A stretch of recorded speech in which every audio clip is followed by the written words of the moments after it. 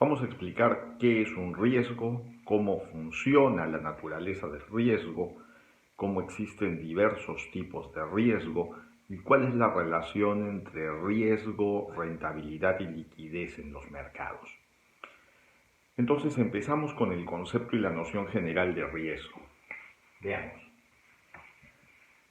El riesgo es la probabilidad de que un peligro o un factor de riesgo se materialice.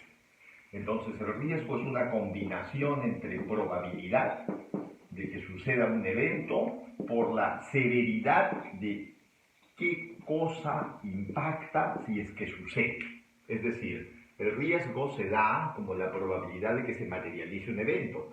Y entonces el riesgo es una combinación entre probabilidad y severidad. ¿Qué tan probable es que se dé y qué tanto impacto o qué tan severo es si eso se da? Entonces, en términos generales, en un mapa de riesgo podemos mirar algo así. Podemos tener una estructura que nos permita mirar acá la probabilidad y la severidad. Entonces, en este perfil, en este mapa, vamos a poder tener varios sectores diferenciados. Vamos a tener unos sectores de alta probabilidad y alto impacto, alta severidad. Estos sectores se van a denominar sectores de alto riesgo. Y vamos a tener en oposición sectores de muy baja probabilidad y muy bajo impacto, muy baja severidad, y esos sectores se van a denominar sectores de bajo riesgo. Y vamos a tener un conjunto de sectores intermedios en el manejo entre la probabilidad y la severidad que tendrán otro tipo de manejo, porque al final de lo que se trata es de evaluar cuál es el nivel de riesgo y aceptar operar bajo niveles de riesgo tolerables, bajo niveles de riesgo que sean tolerables. Es decir, cuál es el nivel de riesgo que yo puedo asumir en cada uno de estos casos. Entonces, un mapa de riesgos, una matriz, nos permitiría mirar en este caso cuál es la relación entre la probabilidad y la severidad para saber si estamos en zonas de muy alto riesgo o zonas de bajo riesgo y qué medidas de compensación, qué medidas de mitigación, cómo puedo manejar el riesgo en cada sector en el que esté. Y esto es diferencial, es decir, cuando yo obtengo finalmente el nivel de riesgo que sé que puedo administrar, entonces yo puedo ver de compartir ese riesgo, de transferirlo con otros socios, de estabilizarlo por medio de un seguro. En el caso de los flujos, podría hacer ventas a precios congelados, digamos, ventas futuras. Entonces podría establecer seguros, podría establecer una serie de cosas que me permitan manejar ese nivel de riesgo y hacerlo tolerable para las organizaciones. En ese contexto voy a tener varios tipos de riesgo. Entonces tendré riesgos que pueden ser riesgos financieros, riesgos operacionales, riesgos ambientales, riesgos sociales, riesgos geológicos, en el caso de las minas, riesgos reputacionales, porque la reputación también es un activo, reputacionales. Entonces, ¿en qué momento ese activo puede entrar o no entrar en riesgo? Y entonces eso es lo que hay que calcular en el análisis. Existirán riesgos financieros cuando hay la probabilidad de caer en default, de no poder hacer frente a los compromisos financieros, cuando hay la probabilidad de quedar en liquidez, de no tener la liquidez suficiente para manejar el negocio. Existirán riesgos operacionales cuando los procesos puedan tener la probabilidad de ser detenidos, cuando los procesos no alcancen las eficiencias deseadas. Existirán riesgos operacionales, existirán así riesgos ambientales, riesgos sociales, pero en cualquiera de los casos lo que tiene que establecerse son mecanismos que permitan gestionar ese riesgo. O sea, ¿cómo gestionar este riesgo? Porque estos riesgos son susceptibles de ser gestionados. Aquellos riesgos que puedan ser manejados dentro del perfil de cada una de las compañías, existirán diferentes tipos de niveles de riesgo tolerables y esos niveles de riesgo tolerables tendrán que ser gestionados, sea eliminando el riesgo, sea sustituyéndolo o generando medidas específicas de control para poder manejar ese riesgo, o sea distribuyendo el riesgo con otras terceras partes por medio de contratos, etc. Existen muchas maneras. El análisis de riesgo está pensado para identificar cuáles son los factores de riesgo. Entonces tenemos unos factores de riesgo. Esos factores de riesgo serán identificados, para eso hay que identificar los factores de riesgo, para que una vez que estén definidos los riesgos, los niveles de riesgos, estos riesgos puedan ser evaluados. Estos factores de riesgo, también denominados peligros o factores de riesgo, son susceptibles de ser identificados y la evaluación de los riesgos nos dirá cuáles riesgos podrán ser tolerados o no. Este es el análisis de riesgo,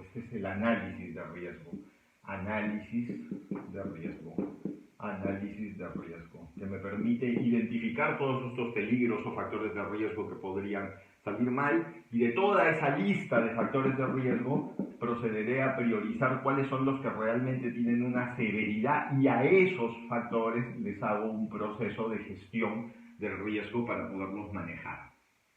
Entonces ese es el riesgo y cómo funciona el riesgo. Es una combinación entre probabilidad y severidad de que se materialice uno de estos factores de riesgo, y esa es la ecuación general de riesgos que funciona y que es una ecuación estándar para la gestión, para el manejo de los riesgos. Ahora vamos a ver cómo funciona la relación entre riesgo, rentabilidad y liquidez. Entonces, para ello, vamos a acá y vamos a mirar la construcción de un triángulo que nos permita mirar los tres factores, es decir, por acá el riesgo, la rentabilidad y la liquidez. Tenemos riesgo, rentabilidad y liquidez. Si yo quiero obtener altas rentabilidades, voy a tener que estar dispuesto a asumir altos riesgos. Entonces hay una relación entre rentabilidad y riesgo que es bastante directa. Entonces si tuviéramos que hacer la curva sería más o menos así. Acá tenemos la rentabilidad y acá tenemos el riesgo. Entonces esta es una curva que va así. Es decir, yo quiero obtener más rentabilidades, pues tengo que estar dispuesto a asumir más altos riesgos. Tengo que estar dispuesto a asumir riesgos más altos. Quiero tener bajas rentabilidades o que estoy dispuesto a asumir riesgos muy pequeñitos, entonces voy a tener bajas rentabilidades. Eso es lo natural. Y sucede también en todo orden de cosas. En las finanzas, por ejemplo, yo me puedo ir a renta fija y entonces estaría asumiendo niveles de riesgo muy pequeños. Y al asumir niveles de riesgo muy pequeños, pues no voy a tener altas rentabilidades. Pero quiero asumir o puedo asumir niveles de riesgo más altos, entonces compraré acciones, ¿no es cierto? Compraré acciones y entonces asumiré niveles de riesgo más altos y por lo tanto esperaría tener rentabilidades mayores. O puedo asumir riesgos más extremos, entrando en mercados de derivados, etc. Y entonces puedo asumir riesgos mayores y por esos riesgos mayores yo esperaría mayores rentabilidades. Entonces este es el comportamiento de la curva rentabilidad y riesgo. Esto puede ser más complicado si en lugar de poner el riesgo así, coloco el riesgo en una sección bidimensional y entonces digo, el riesgo está acá y el riesgo es una combinación entre probabilidad y severidad. Entonces esta curva ya no es una curva, sino se convierte en una superficie. Y tengo que ver en qué me muevo dentro de esta superficie, en este mapa que oscila entre probabilidad y severidad, que es el mapa de riesgo. Entonces se convierte en una superficie y tendré que ver en cuál de los niveles estoy para poder gestionar. Esto se puede hacer muy rápidamente con un modelo. En el caso de la liquidez, y para comprender este concepto tenemos que mostrar cómo en el caso de la liquidez nos vamos por algo así. En el caso de la liquidez vamos a imaginar un depósito, vamos a poner un tanque, un depósito, y en ese tanque vamos a tener un nivel mínimo de liquidez que es la que necesitamos para sostener las operaciones.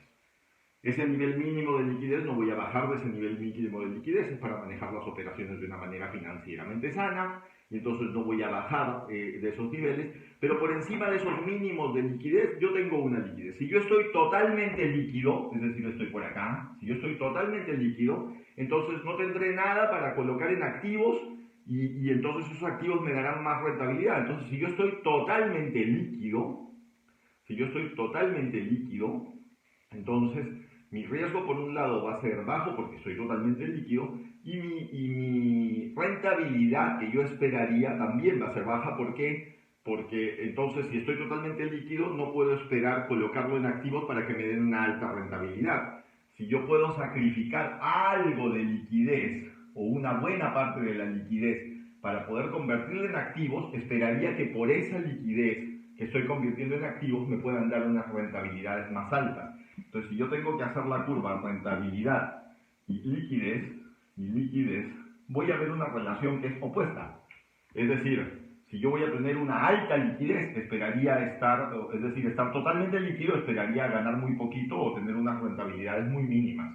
Si yo sacrifico liquidez y lo coloco en activos, entonces voy a tener rentabilidades más altas. Entonces lo importante es mirar cómo se combinan rentabilidad, riesgo y liquidez.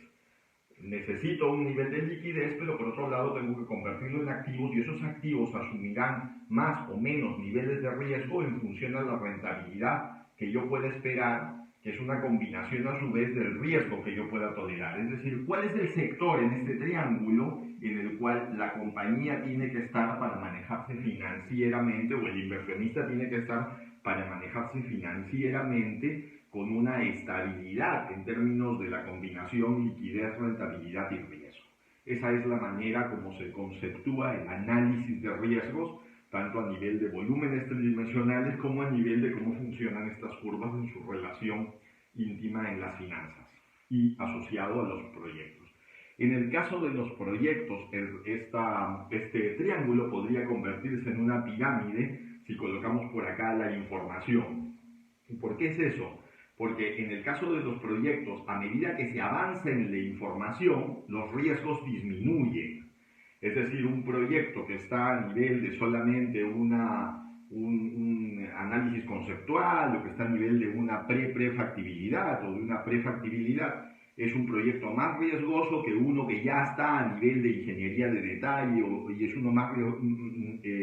es uno que asume unos niveles menores de riesgos y ya está llegando a un cierre financiero o algo parecido. Entonces, a medida que se avanza con la información en los proyectos, los riesgos disminuyen y se reducen. En la medida que no hay información, el riesgo es alto, y en la medida que hay mucha información, los riesgos disminuyen hasta llegar a niveles de riesgo razonables que las compañías o los inversionistas puedan administrar. Esa es la clave para el análisis, el manejo y la internalización y la gestión de los riesgos.